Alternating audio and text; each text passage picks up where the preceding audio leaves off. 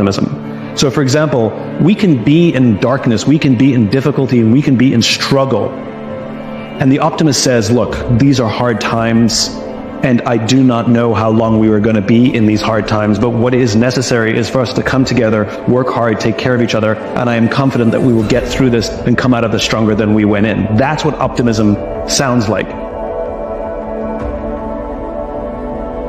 It's hard to believe things that you can't see. It's hard to believe these things. But if you can actually sit there and have a conversation with yourself and believe that all things are possible, then everything is possible. Because like I said, it all starts with the mind, and the mind is the controlling factor of everything. The mind is like the steering wheel of your life. And if you can't take control of your mind, somebody else will control it for you. Edit your life. What's most important to you? And when you do that exercise with yourself, things become clear rather quickly. Say, I want to be the best, or I want to do this, or I want to do that. And if things in your life don't line up with that, get rid of that. It's not important. I think that it's always the toughest times in your life that define who you are, much more so than the easiest times or the best times. So failures are typically some of the hardest times of your life. So when I look back and I see all sort of the pivotal moments in my life, it was always the struggle. It was always the failure that motivated me, not the loveliness of success.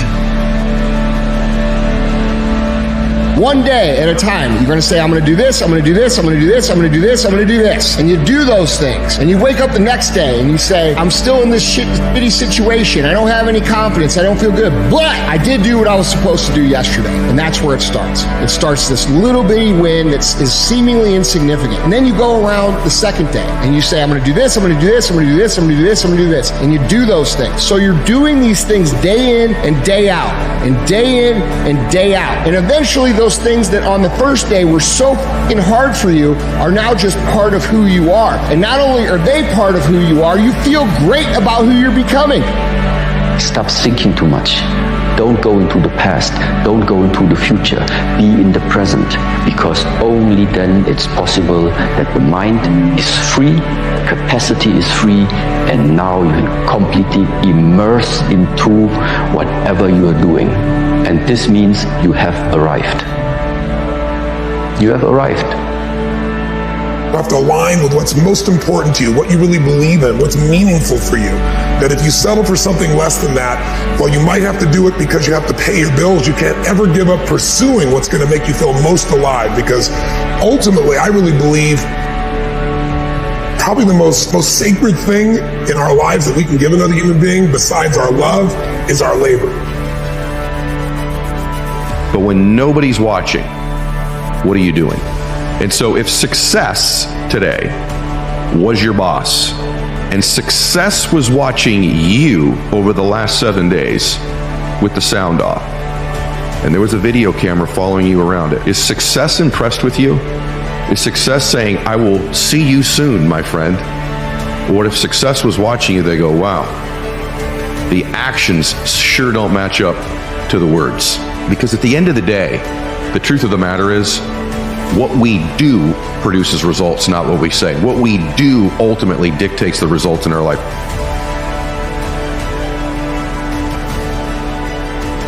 So think about how you feel when somebody breaks that contract, when breaks that commitment to you. Everything's done. Handshake, everything's negotiated, all the way it's done, it's over with. And they say they're not going to do it. You should be more pissed off with breaking a commitment to yourself. And people do it all the time. People do it all the time. One of the best quotes I've ever heard on this subject is from Rumi.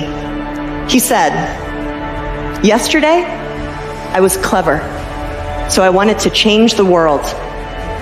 Today, I'm wise, so I'm changing myself.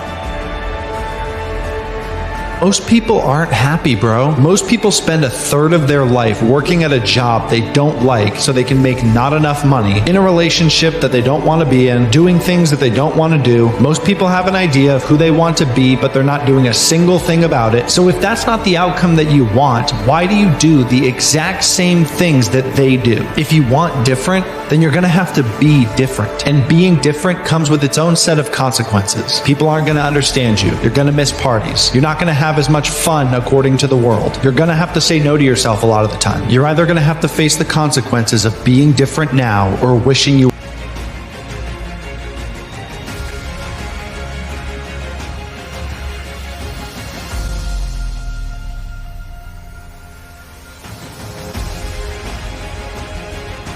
You didn't want to tell anyone about it. You knew it was there, but you never wanted to embark on it until something fucking hits. You get fired or somebody else gets success, remind you of what you could have been. And then that fucking spark is born. And no matter what happens, I'm never going to be in this boat again. And you get up and you go, even if it gets knocked down, you just keep going, you're a wild man.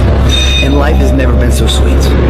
That can happen at an early age, it can happen at a later age. It's gonna happen to somebody no matter what, it's gonna happen to you.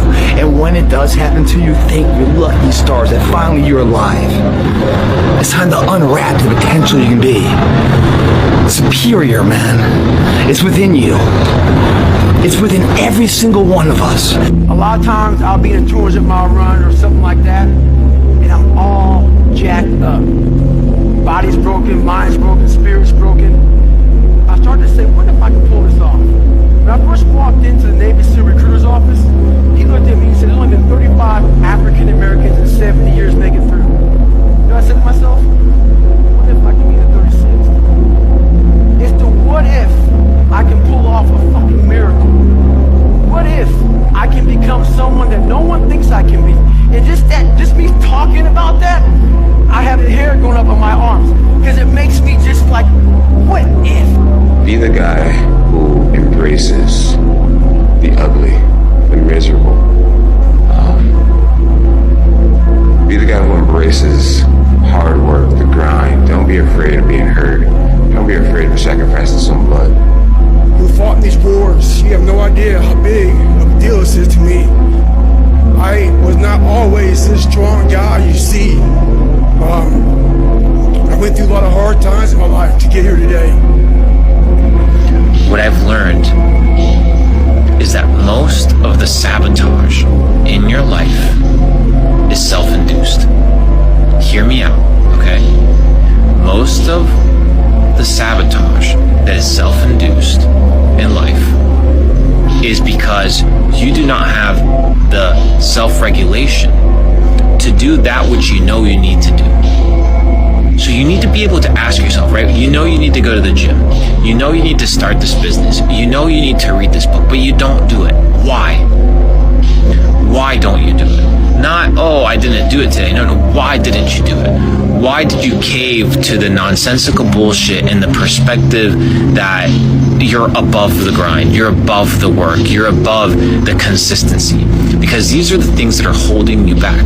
We understand that consistency compounds. I've said this once and I'll say it again. But why is it that you know what to do, but you don't do it? Don't just say, oh, because I'm lazy. No, that's not good enough. Right? No, it's not that you're lazy. Something else is wrong. You need to be able to identify these things. And once you identify these things, you're able to tackle them effectively. Like what bothers you about yourself? I just wish I just felt more comfortable in my own skin a lot of times, because I feel like I would be able to be more effective as a person if I could just like kind of not toil in some of my own small self-worth issues or like lack of confidence at times. I wish I could trust my instincts, and I wish my instincts were like better calibrated so that I knew when if I was doing like okay and good stuff, then my insides like told me you're being okay, you don't have to worry.